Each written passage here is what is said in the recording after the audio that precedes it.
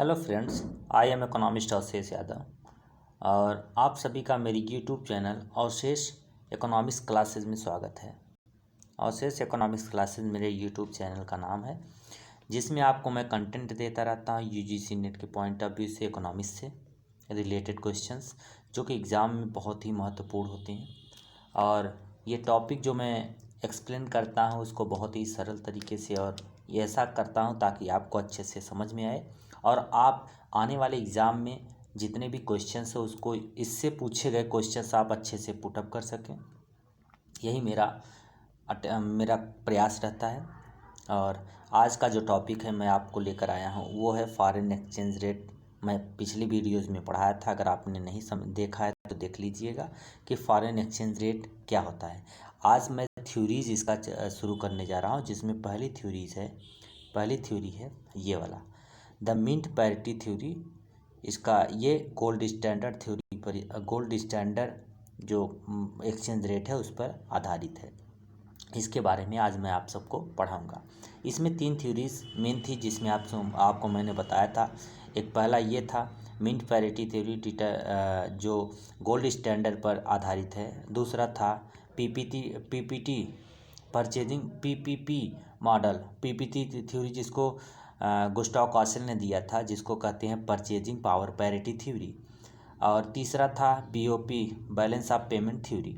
ये 3 थ्योरीज जो हैं एक्सचेंज रेट से, ये बहुत ही महत्वपूर्ण हैं।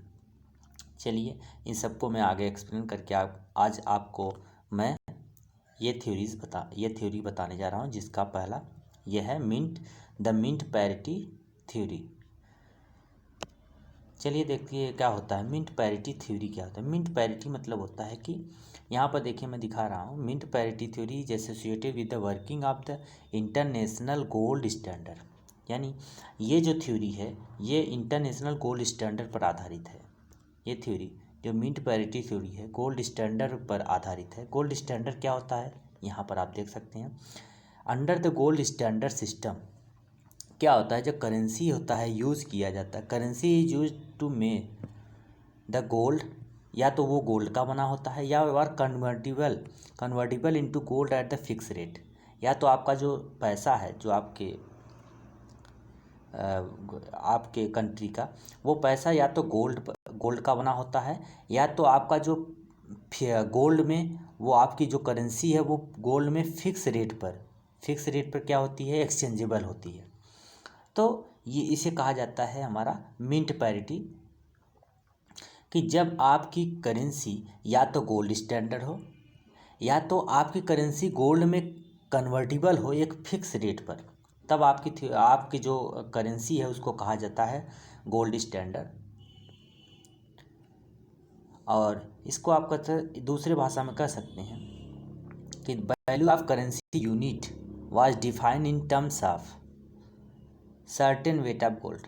यानी गोल्ड के एक निश्चित जो मात्रा है या उसका जो वेट है उस पर कितनी करेंसी आप पे करेंगे, ये बात आपका जो सेंट्रल अथॉरिटी होती है, जो जैसे सेंट्रल बैंक हो गया, वो ये निर्धारित करती है।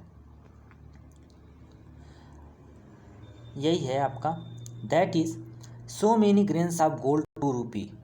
यानी 1 रूपी या डॉलर के लिए या फिर पाउंड के लिए कितने गोल्ड का ग्रेन्स, यानी गोल्ड ग्रेन्स ऑफ गोल्ड का मतलब होता है गोल्ड की कितनी मात्रा आप देने के लिए तत्पर हैं, या गोल्ड की एक मात्रा के लिए कितने रुपीज़ देने के लिए तत्पर हैं, या कितने रुपीज़ को आप फिक्स करते हैं, या आपकी जो आप नहीं मान लीजिए आपका जो सेंट्रल अथॉरिटीज़ है वो कितना देने के लिए तत्पर होती है, कितना वो निर्धारित करती हैं। जैसे आपका जो आपका जो मेन बैंक होता है आपके कंट्री का, वो जैसे भारत का है reserve bank of India, central bank. अब ये निर्धारित करती है कि कितने एक वाउंस के बराबर, यानी एक गोल्ड वाउंस के बराबर कितना रुपीज़ वो देने के लिए तैयार है। यानी मान लीजिए 50 रुपीज़ देने के लिए वो तैयार है, तो ये आपका 1 गोल्ड वाउंस बराबर 50 रुपीज़ होगा इसका कीमत। आगे एग्जाम्पल आपको देकर मैं समझाऊंगा, आगे एग्जाम्पल दिया हुआ है, चलिए लेकर चलते हैं आगे। देखिए, the central bank of country, जो कंट्री का सेंट्रल बैंक होता है वो क्या करता है, ऑलवेज रेडी टू बाई, वो हमेशा तैयार होती है, buy and sell the gold at the specific price, यानी जो प्राइस वो निर्धारित की होती है उस गोल्ड का, उस पर वो देने, उस पर सेल करने और उसको परचेज करने के लिए हमेशा तैयार रहती है। और आप अगर चाहें, चाहे विदेश के एक्सपोर्टर हों या इम्पोर्टर हों, वो यहाँ पर उस रेट पर, जिस रेट में वो गोल्ड निर्धारित की रहेगी, उस गोल्ड पर वो परचेज करेगी और सेल करेगी। The rate at which the standard money of currency was converted into gold was the called mint price of gold, यानी कहने का मतलब ये है कि जिस रेट पर जिस रेट पर एक जो आपका सेंट्रल बैंक है वो जिस रेट पर करेंसी को गोल्ड में कन्वर्ट करने के लिए तत्पर है, उसे कहा जाता है मिंट प्राइस ऑफ गोल्ड। उसे क्या कहा जाता है, उसको कहा जाता है mint price of gold. Mint price of gold का मतलब गोल्ड की कितनी कीमत वो देने, एक प्राइस, जो गोल्ड का जो कीमत है वो कितने रुपए के बराबर है। यहाँ पर अगला एग्जांपल आप देख सकते हैं कि suppose the official British price of gold was 6 pounds. कितना है, 6 पाउंड्स। यानी कहने का मतलब ये है कि 6 पाउंड वो पर आउंस दे रहा है, पर गोल्ड आउंस दे रहा है। यानी गोल्ड का एक मात्रा, यानी उसको आउंस में अगर करें तो एक मात्रा के लिए 6 पाउंड देने के लिए तैयार है एक ब्रिटिश। और वहीं पर अगर America US price of gold 36 पर आउंस, यानी जो अमेरिका का प्राइस गोल्ड है, गोल्ड का प्राइस ऑफ गोल्ड है वो 36 पर आउंस है। यानी अमेरिका उसके लिए, जैसे मान लीजिए कि 6 पाउंड बराबर 1 आउंस। आउंस क्या है, ये एक क्राइटेरिया है, एक माप है गोल्ड का। और वहीं पर $36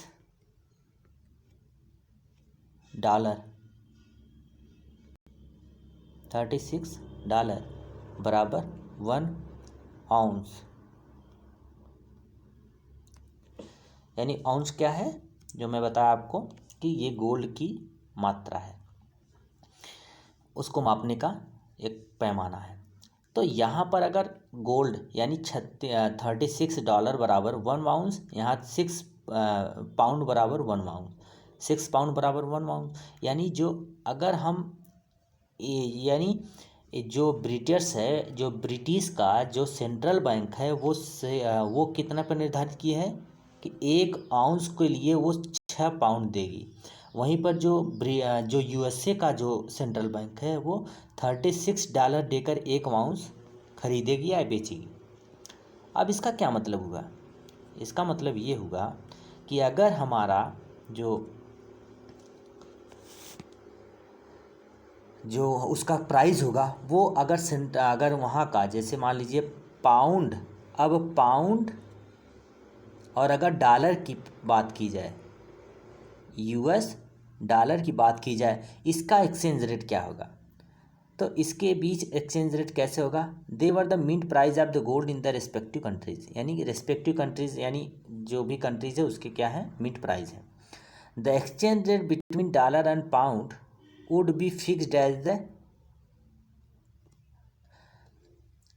6 पाउंड। यानी कहने का मतलब ये है कि इसके बीच का जो वो परचेजिंग जो एक्सचेंज रेट है वो किस तरह निर्धारित होगा, ये उसका सूत्र है। जैसे $36 अपान 6 पाउंड इक्वल टू $6।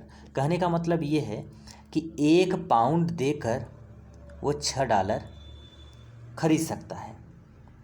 कौन, 1 पाउंड देकर $6 खरीद सकता है कोई ब्रिटिशर, यानी कोई अंग्रेज़ $1 देकर कोई इंग्लैंड का कोई पर्सन 1 पाउंड देकर वो $6 खरीद सकता है। कहाँ से? सेंट्रल गवर्नमेंट ऑफ यूएस से। और दूसरी भाषा में ये भी कहा जा सकता है कि जो यहाँ का जो अगर यूएसए की बात मैं करूँ, यूएस की बात करूँ, तो यूएस जो है, यूएस के जो पर्सन है कोई, वो ख़रीदना चाहता है 1 पाउंड, तो उसे $6 देने पड़ेंगे, चाहे वो सेंट्रल बैंक से अपने ले या फिर वहाँ के सेंट्रल बैंक से ले। तो इसका मतलब ये है कि यानी यही उसका ये एक्सचेंज रेट दोनों के बीच निर्धारित होगा। आगे चलते हैं, समझाते हैं आपको। The rate was called the mint parity. यही वो रेट है, यानी यही वो रेट है। दिस रेट को क्या कहा जाता है? मिंट पैरिटी या मिंट पार ऑफ एक्सचेंज। इसको मिंट पैरिटी भी कहा जाता है या मिंट पार ऑफ एक्सचेंज भी कहा जाता है। ये आप जानते रहिए कि चाहे ये एग्ज़ाम में कभी कभी आ जाता है मिंट पैरिटी के नाम से, कभी कभी मिंट पार ऑफ एक्सचेंज के नाम से भी आ जाता है। तो वो जो दोनों एक ही हैं, आपको जानते रहना चाहिए।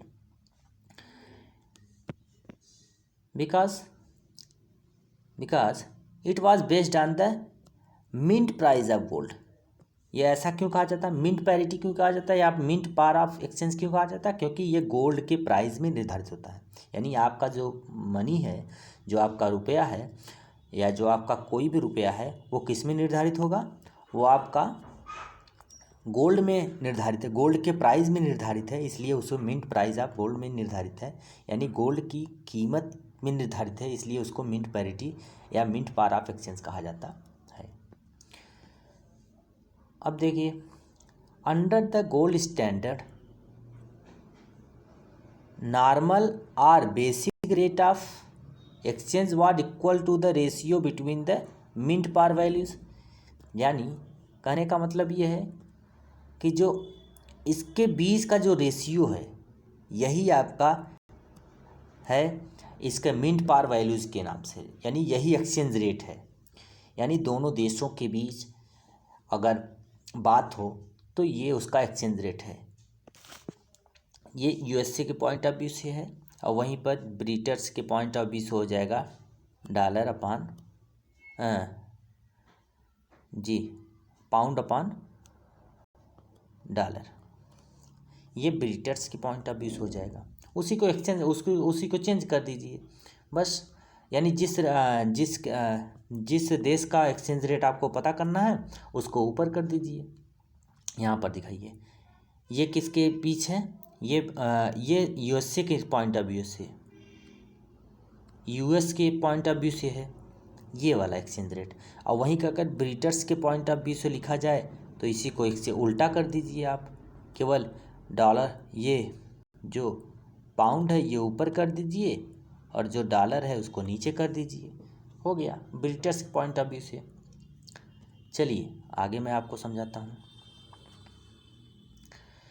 But the actual rate of exchange can vary above below mint parity of cost of the shipping cost of shipping gold between the countries.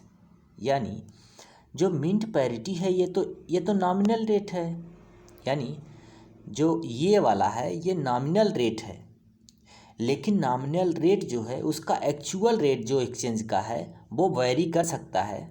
यहाँ पर वैरी कर सकता है उसके ऊपर भी और उसके नीचे भी। यानी जो निर्धारित होगा आपका एक्सचेंज रेट उसके ऊपर भी और उसके नीचे भी किसके बराबर, कितने, जो शिपिंग कास्ट आएगा, कास्ट ऑफ शिपिंग, यानी एक देश से दूसरे देश के जो शिपिंग कास्ट आएगा, यानी जहाज़ों के लेन देन, जहाज़ों का जो इतना कीमत होगा, जहाज़ों से आने जाने का जो कीमत होगा, जो लागत लगेगा, उसके बराबर वो वेरी कर सकता है। ये चीज़ें आपको एग्जाम्पल के थ्रू समझ में आएगा।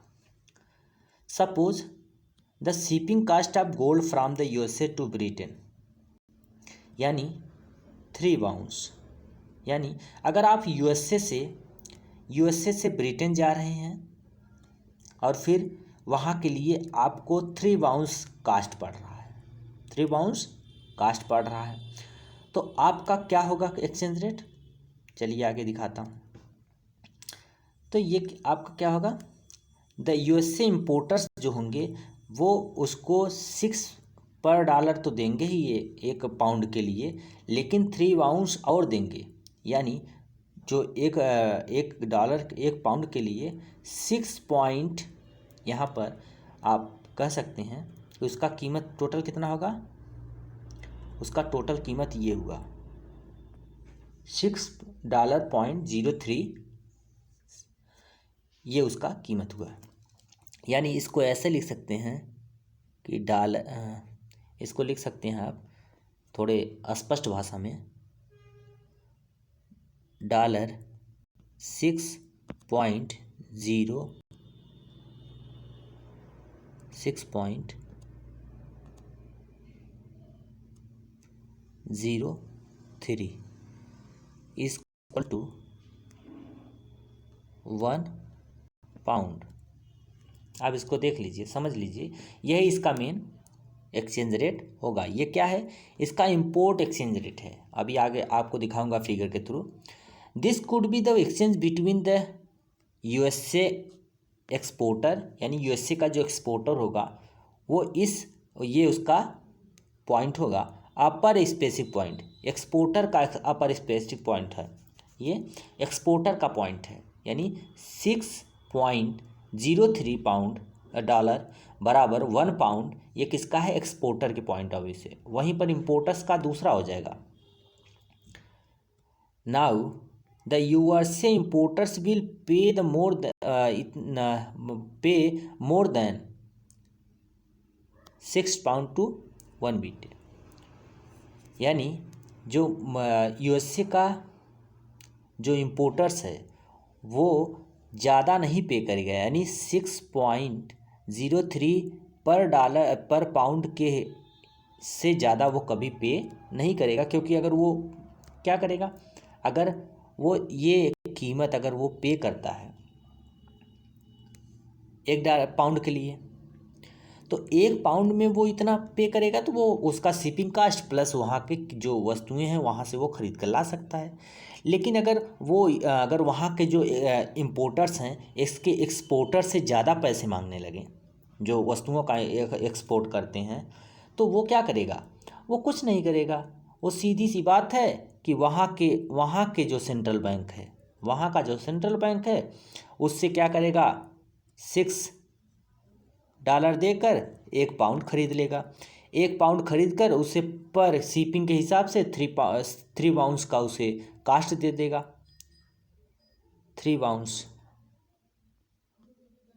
का उसे कास्ट दे देगा।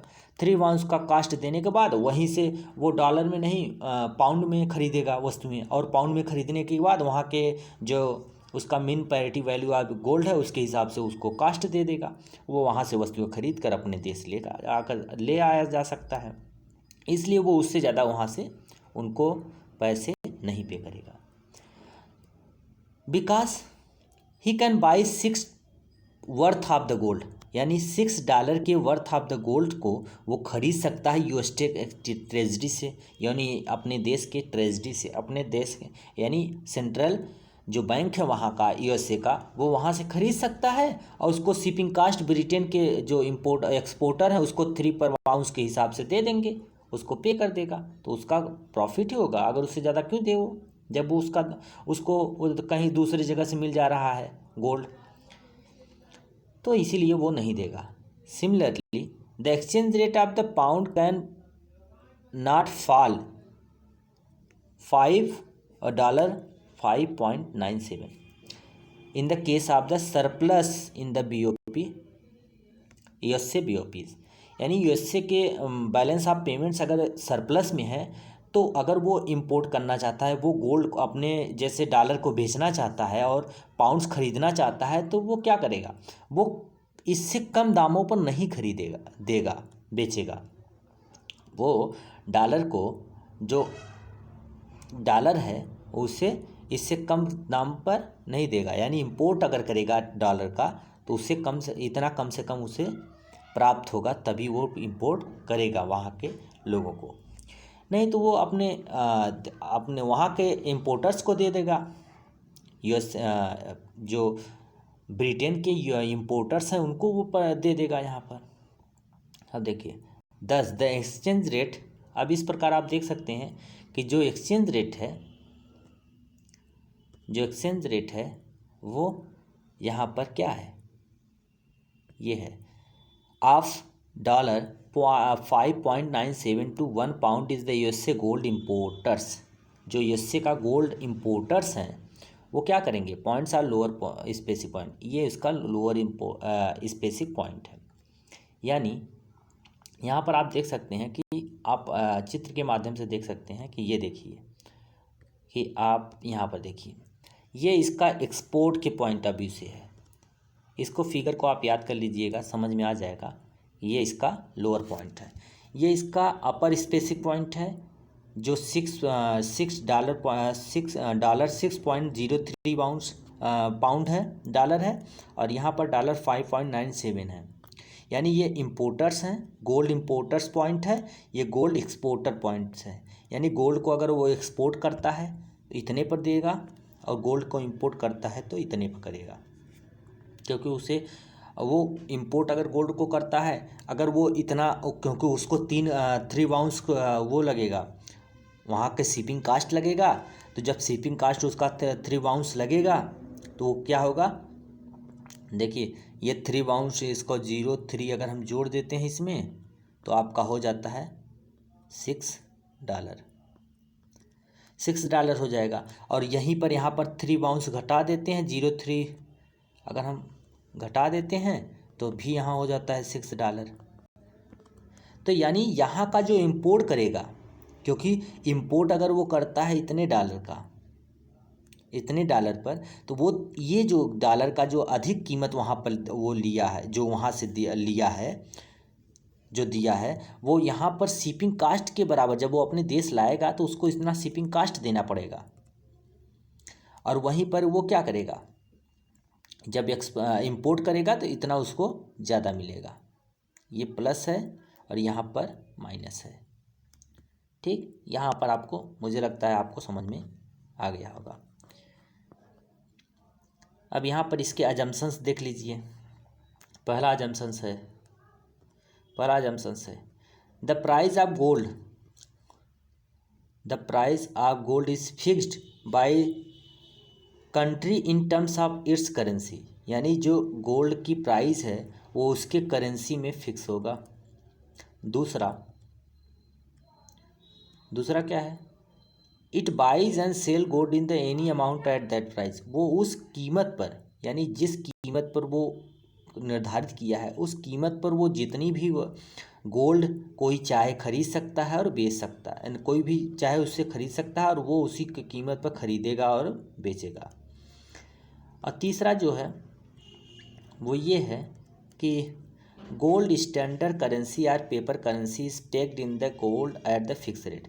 यानी या तो गोल्ड स्टैंडर्ड होगा वो करेंसी, या तो पेपर करेंसी जो होगी वो पेग्ड होगी गोल्ड में एक फिक्स रेट पर। चौथा इसका है जो अजम्पशंस है वो ये है,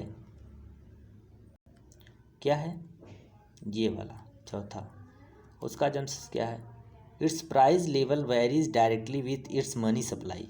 यानी वो वेरी करेगी उसके मनी सप्लाई से डायरेक्टली। पांचवा क्या है, there is a movement of gold between countries. यानी गोल्ड का मूवमेंट कंट्रीज़ में होगा, चाहे आने का चाहे जाने का, यानी इन भी होगा और आउट भी होगा। और छठा इसका है कि कैपिटल इज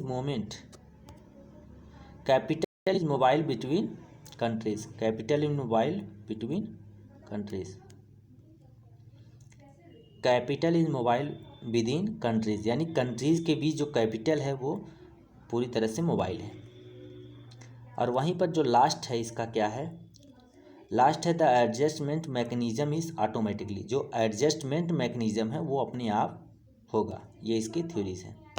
तो यहाँ पर आपको ये समझ में आ गया होगा कि यहाँ पर ये एक्सपोर्टर पॉइंट ऑफ या अपर पॉइंट ऑफ स्पेसिफिक पॉइंट है, ये लोअर स्पेसिफिक पॉइंट है। ये कभी कभी पूछ लेता है लोअर स्पेसिफिक पॉइंट क्या होता है, अपर स्पेसिफिक पॉइंट क्या होता है मिंट पैरिटी थ्योरी में, एक्सचेंज रेट में।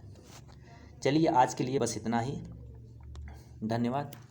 और आप इसको देखिए, समझिए, जो न समझ में आया आप मुझे कमेंट्स करिए। धन्यवाद।